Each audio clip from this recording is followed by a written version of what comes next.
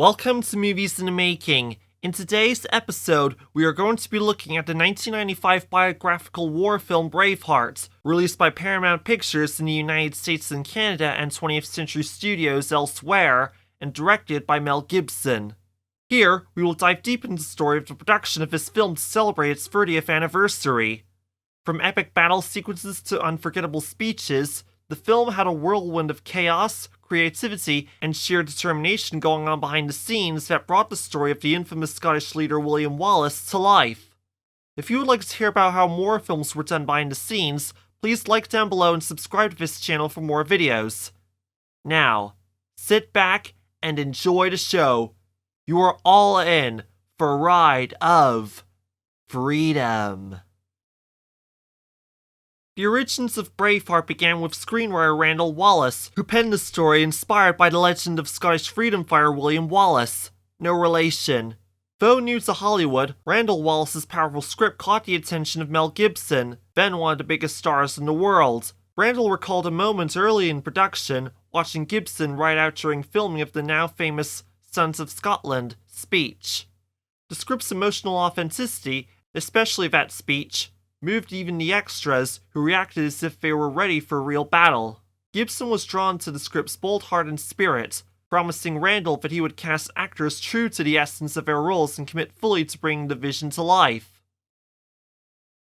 The film was originally developed at Metro-Goldwyn-Mayer after producer Alan Ladd Jr. took an interest in the project.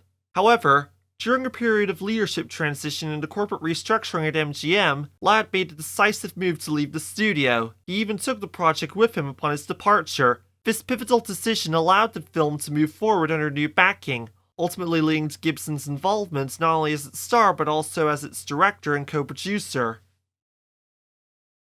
Gibson ultimately chose to direct the film because he deeply believed in the story's emotional and cinematic power. While he initially only intended to produce the film, he recognized the scale and vision required to do justice to Wallace's script. Wallace remembered how Gibson treated him, a then unknown writer, with great respect and passion for the material.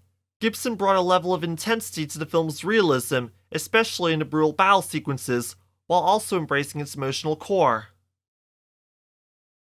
The film was originally over 3 hours long, with the assembly cut running at 3 hours and 45 minutes. However, due to pressure to keep the film's length manageable for theaters, since longer films have fewer showings and thus less potential for profit, Gibson had to trim the film down.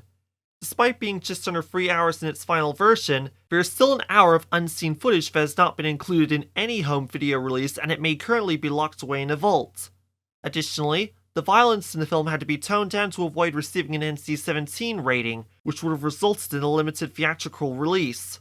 In contrast, Paul Verhoeven's Showgirls, United Artists, 1995, became the only NC-17 film to receive a wide theatrical release but failed both critically and commercially. It won the Golden Raspberry Award for Worst Picture, demonstrating that Braveheart's success, including it winning the Academy Award for Best Picture, would have been unlikely had it retained that rating.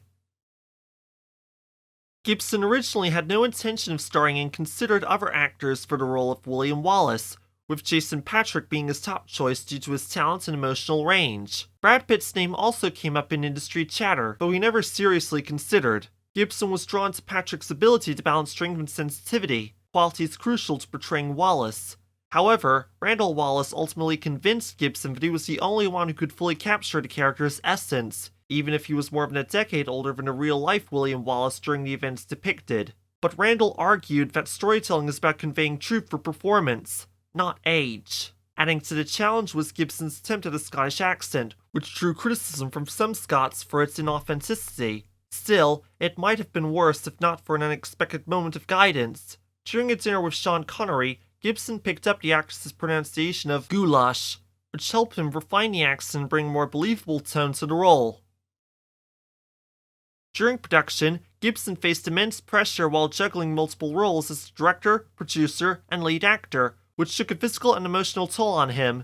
He admitted to losing his temper at times, even referring to himself as acting like the Antichrist during particularly tense moments, such as during budget negotiations. One of the most heated incidents occurred when he clashed with Bill Bernstein from 20th Century Studios, the film's international distributor, over insufficient funding for the battle scenes, causing Gibson to throw a glass of fray in frustration. Despite his attempts to eat more to keep up his energy, the stress contributed to him losing 15 pounds during production. Meanwhile, the film's violent battle scenes led to false reports claiming that 500 people were sent to the hospital, a rumor Gibson believed was spread by detractors. Despite the chaotic production, only a few minor injuries, like sprained ankles and broken noses, were sustained, largely due to the safety precautions and disciplined extras on set.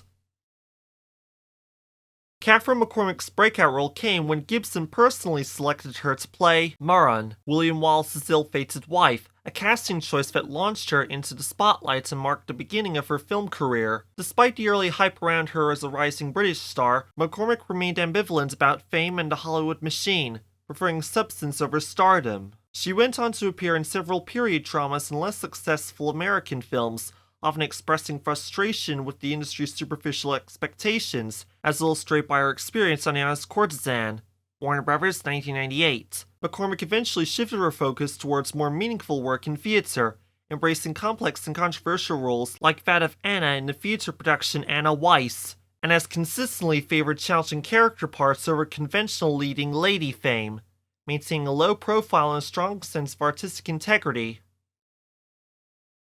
To film the large-scale battle scenes, Gibson used wide-open areas of the countryside and enlisted large groups of extras, many of whom were members of the Irish Reserve. The production made use of Curragh Camp, an army barracks in County Kildare, where soldiers were dressed in different costumes to represent both the English and Scottish armies.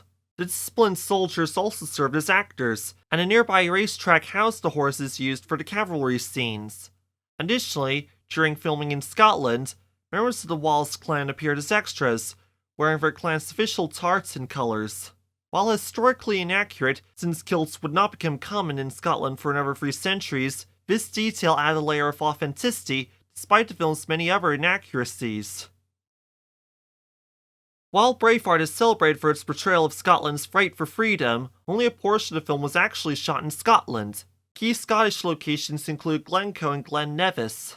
Glencoe, with its dramatic volcanic peaks and glacial carved valleys, offered a haunting and iconic Highland backdrop, appearing early in the film to evoke Scotland's wild majesty. Glen Nevis, situated at the foot of Ben Nevis, doubled as Wallace's home village of Lanark. The village set, inspired by traditional St. Kilda dwellings, was built in Glen's Valley, adding authenticity to the scenes of Wallace's early life and romance. Both locations are steeped in ancient history and legend, enriching the film's sense of place and drama. However, much of the film was actually filmed in Ireland, starting with one of its most memorable sequences, the Battle of Stirling, which was shot on the Curry Plain in County Kildare. This vast stretch of semi-natural grassland, dating back over 2 millennia, provided a perfect open setting for the tense cavalry charge scene, made famous by Wallace's shouted command, "Hold!" The Curragh's historical significance as an ancient gathering site and its long-standing connection to horse racing made it a fitting choice for such a pivotal battle. Another prominent Irish location was Trim Castle in County Meath, which stood in favour of York Castle. Through now a ruin, Trim Castle was heavily dressed for the film and served as the backdrop for Wallace's dramatic push into England after his victory at Stirling. Further scenes, including Wallace's imprisonment and betrayal, were filmed at Bective Abbey, also in County Meath. This 12th century Cistercian monastery, with its crumbling Gothic arches and maze-like towers, provided an atmospheric setting for the film's later, darker moments. Originally founded by the King of Meath, the Abbey's solemn and austere architecture suited the grim tone of Wallace's final days. Though the film is often associated with the Scottish Highlands, its most pivotal and visually striking scenes owe much to Ireland's rich landscapes and historical ruins, which brought much of the film's epic scope to life. Filming Braveheart in Scotland proved to be a major challenge due to a combination of uncooperative weather and limited local support. The West Coast's notoriously rainy climate caused constant disruptions and continuity issues during the 6 weeks of production, with the crew even resorting to using fire hoses to simulate rain during the rare dry spells. On top of that, Gibson described Scotland as neither horse-friendly nor people-friendly, citing resistance from local authorities and logistical hurdles that made shooting difficult. In contrast, Ireland offered a much more accommodating environment, with strong government support, particularly from the Irish Minister of Arts, ultimately leading the production to relocate most of the filming there, even though Scotland was the one that reaped the greatest long-term benefits in tourism and cultural interest.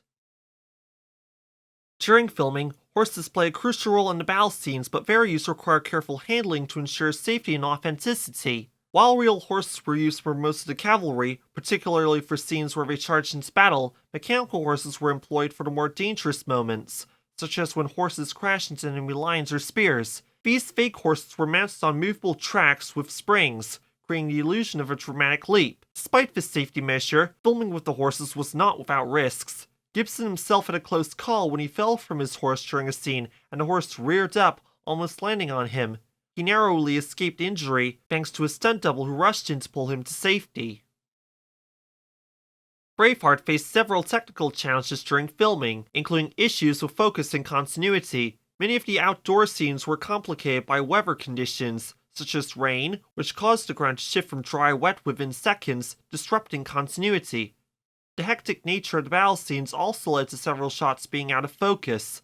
Despite these setbacks, the film still won an Academy Award for its cinematography, likely due to the impressive shots that made it to the screen. Additionally, a jeep vehicle is visible in the background during the Battle of Stirling Bridge, a glaring mistake that, while easy to miss in the heat of the action, has since become one of the most infamous film goofs.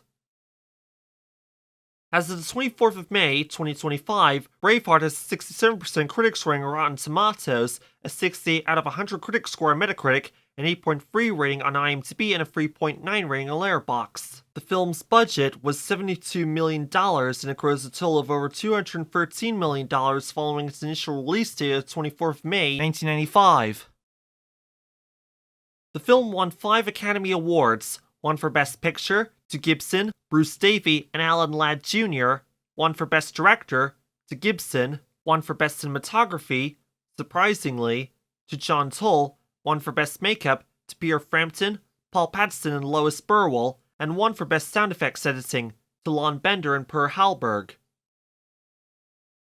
Although the film has become a beloved part of Scotland's cultural identity, it has long been criticized for several historical inaccuracies. The film takes significant liberties with events, characters, and timelines, leading to many glaring errors. For example, the portrayal of William Wallace's early life is heavily fictionalized, with his father being depicted as killed by the English when, in reality, Wallace's father likely lived during his son's rebellion. Also, the character of Wallace's uncle, portrayed in the film as a mentor, is entirely fictional. The film also misrepresents Wallace as a poor Highland farmer, while historians agree he was from noble lowland stock. Furthermore, the iconic face paints and tartan worn by Wallace are inaccurate, as these elements were not used during the time period depicted. Similarly, the film's depiction of Wallace using a two-handed claymore is anachronistic, as swords of this type were not common until the 16th century.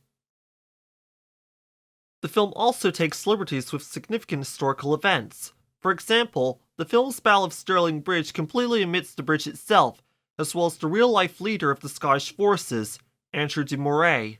The film even inaccurately portrays Wallace's romance with Isabella of France, as we would never have met during Wallace's lifetime. Isabella was just a child when the events of the film took place. The infamous Fremenoctis, in which King Edward I invokes a medieval right to sleep with a bride on her wedding night, is also heavily debated by scholars, with some questioning the historical accuracy of such a law.